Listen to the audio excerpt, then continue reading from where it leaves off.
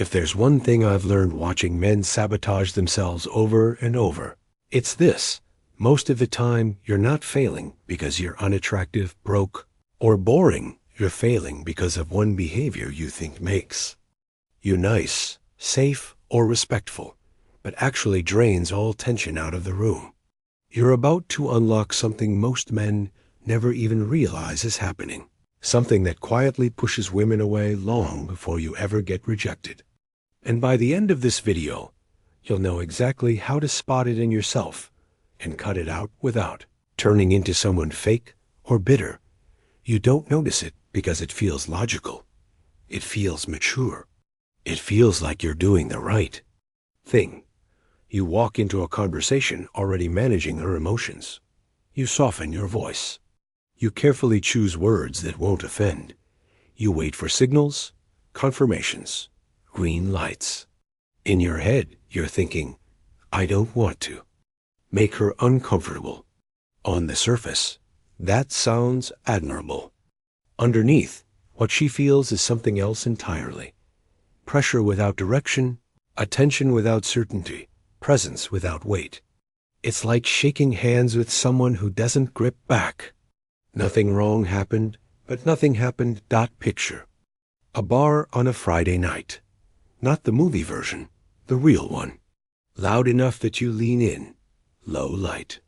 She's standing with friends, laughing, half turned away from you. You finally step in and say something neutral, almost apologetic. Hey, sorry to bother you, but I just wanted to say. Even before the sentence ends, something inside her decides. Not consciously. Her body decides. Her shoulders angle away. Her smile becomes polite instead of curious. Inside her head is a quiet thought she'll never say out loud. Why does this feel like work? The mistake isn't that you approached. It's not your looks. It's not your opener. It's that you showed up already asking for permission to exist. You entered the interaction trying to be approved instead of grounded. That energy is invisible to you, but obvious to her. Humans are brutally sensitive to power dynamics, especially in attraction. And the moment you broadcast, please don't reject me, you've already handed over the frame. Most men think attraction is about adding something. More humor, better lines, higher status. But what repels women isn't a lack of extras. The presence of need, not obvious, desperate need, subtle need, polite need, the kind that hides behind courtesy, the kind that says, I'll be whoever you're comfortable with. That's the behavior. Over-accommodation, emotional bending, shrinking yourself to fit what you imagine she wants. Here's the uncomfortable truth. When you constantly adjust to her comfort, you remove the very thing attraction feeds on: contrast, polarity, the sense that there's a solid man standing in front of her who is not asking to be shaped. Masculine energy isn't loud or aggressive. It's anchored. It's unmoved by small waves. And the moment she feels you shifting, recalibrating, editing yourself in real time, her nervous system relaxes in the wrong direction. Relaxation kills desire. Think about the last time you really wanted something, anything. A job, a win, a woman. Notice how your body felt when the outcome mattered too much. Slight tension in your chest. You're breathing just a little higher. That's what she feels coming off you. Not with her mind, but with her body. And bodies don't negotiate. They react. Men love to tell themselves a comforting myth. Women like nice guys. What they really mean is women like men who are kind and strong at the same time. Niceness without strength reads as compliance. Kindness without backbone feels unsafe. Because if you can't stand firm in a conversation, how are you going to stand firm in life? Her attraction system is ancient. It's not evaluating your morals. It's scanning for stability. So here's the challenge you don't want but need. For the next few interactions you have with women, notice how often you're trying to manage the moment. How often you're filling silence because it feels awkward. how often you're agreeing just to keep things smooth. Each time you do, ask yourself one quiet question. What would I say or do right now if I wasn't afraid of losing her? Don't answer it out loud. Just notice the difference. That gap, that hesitation, is the behavior that's killing your chances. The shift doesn't start with acting tougher or colder. It starts with removing the invisible apology from your presence, standing where you stand, saying what you mean at a normal volume, letting silence exist without rushing to fix it. When you stop chasing comfort, something strange happens. Tension returns. Curiosity sparks. She starts leaning in, not because you impressed her, but because you stopped leaking need. And once that need is gone, another layer reveals itself, one that most men never even get close to, because they're too busy trying to be liked to realize they're not being felt at all. The reason this behavior is so dangerous is because it disguises itself as self-control. You tell yourself you're being patient, you're being respectful, you're being emotionally intelligent. But what you're actually doing is buffering yourself from risk. You're staying just far enough back that if it doesn't work, you can say, well, I didn't really try. Women feel that instantly. They feel when a man is half present, half bracing for impact. It creates a strange emotional static attention without intent, interest without direction. Imagine sitting across from her on a first date, the kind where the conversation flows easily on the surface. You're asking questions, you're nodding, you're listening. Inside your head, though, there's a constant calculation running. Don't push too far. Don't say the wrong thing. Don't make it sexual too soon. From the outside, you look calm. From the inside, you're gripping the steering wheel with white knuckles, and she feels that mismatch. Not consciously. She just feels slightly bored, slightly restless, slightly unsatisfied, and she doesn't know why. Here's what's happening psychologically. Attraction needs a sense of direction. Someone has to be moving the interaction somewhere, even subtly. When you're overly careful, you remove direction entirely. You become reactive instead of directive. She says something, you adapt. She laughs, you follow. She hesitates, you pull back. That puts her in the masculine role without her choosing it. Now she's leading emotionally, deciding pace, deciding tone, deciding what's allowed. And the moment she's doing that, attraction drains out of her body and into her head. She starts evaluating instead of feeling. You can hear it in the things she says later. You're really sweet. I just didn't feel a spark. You're great, but... Those sentences are the autopsy report of a dynamic where nothing went wrong except nothing was claimed. Desire doesn't grow in neutral territory.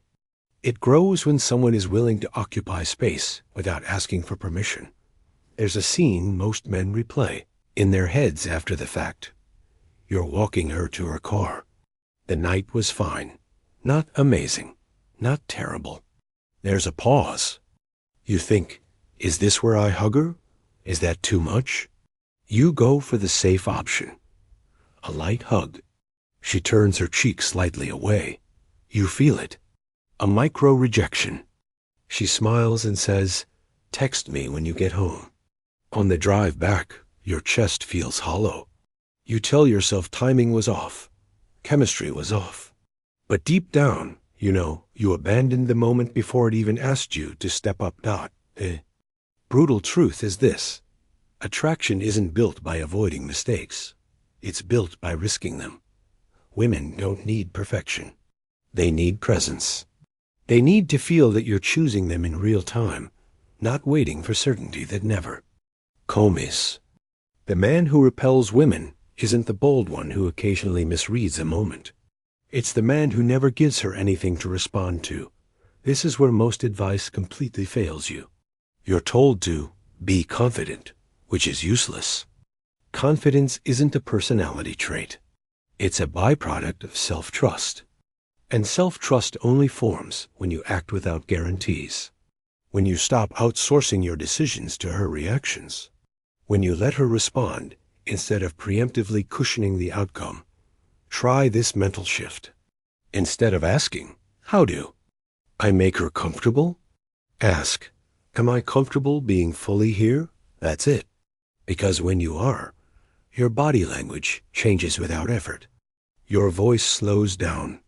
Your eye contact deepens. You stop filling space with noise. Silence stops being awkward and starts being charged. And when you decide to escalate verbally, physically, emotionally, it comes from grounded intent, not nervous impulse. Here's a raw exercise. The next time you're talking to a woman you're attracted to, allow one moment where you don't smooth the edges. If you disagree, let it stand. If you feel attraction, let it be felt in your eyes before you say anything. If there's a pause, don't rush to rescue it. Watch what happens in her body. 9 times out of 10, she leans in. Because finally, there's something to lean into. This doesn't mean becoming rude, dominant, or performative. That's just another mask. This is about subtraction, not addition. Removing the constant self-editing. Removing the silent plea to be chosen. When you stop auditioning, the interaction shifts from interview to experience. And experiences are what imprint. Most men never make this shift because it feels dangerous.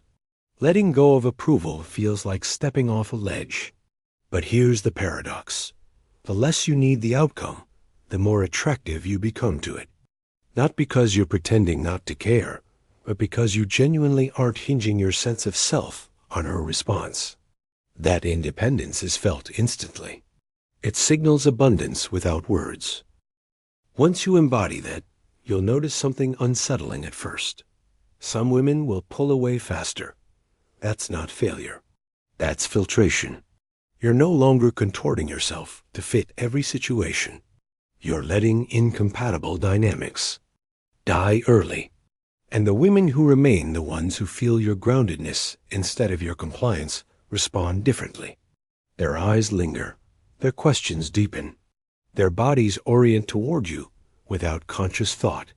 And that's when you realize the behavior that repelled women wasn't a flaw, it was fear wearing the mask of politeness. Strip that mask off, and what's left isn't arrogance. It's solidity. And solidity is rare enough that when it shows up, it doesn't need to chase anything. It gets felt. There's a moment that separates men who stay stuck from men who break the pattern, and it usually arrives quietly.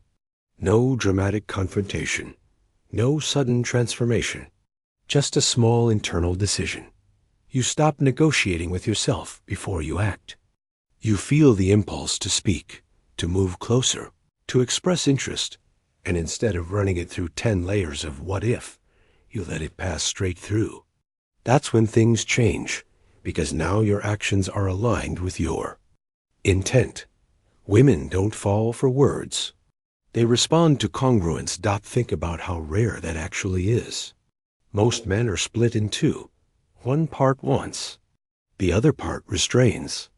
That internal tug of war leaks out through micro behaviors, hesitant touches, rising vocal pitch, forced smiles, nervous laughter. She doesn't analyze these signals. She absorbs them. And what she absorbs is uncertainty. Uncertainty doesn't excite. It erodes. Picture another scene. You're sitting next to her this time, not across. The conversation dips. There's a shared laugh, then quiet. You notice the warmth of her arm near yours. Old you would freeze, waiting for a clearer sign. New you simply stays present. You let the silence stretch. You turn slightly, meet her eyes, and say something simple and direct. Not clever, not safe, just true. You're trouble in a way I like. There's risk in that line. It could land, it could miss, but it's owned. And ownership is the currency here. What happens next isn't magic. It's biology. Her nervous system registers decisiveness.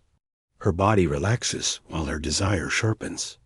Even if she pushes back playfully, even if she tests you, there's energy now, movement, something real. Contrast that with the man who waits for a perfect opening that never arrives, then wonders why chemistry feels elusive. The final myth to burn down is the idea that being liked is the same as being desired. They're not even close. Being liked is about comfort and predictability. Desire needs tension and polarity. It needs a man who is willing to be misunderstood in the moment because he trusts himself enough to course correct later.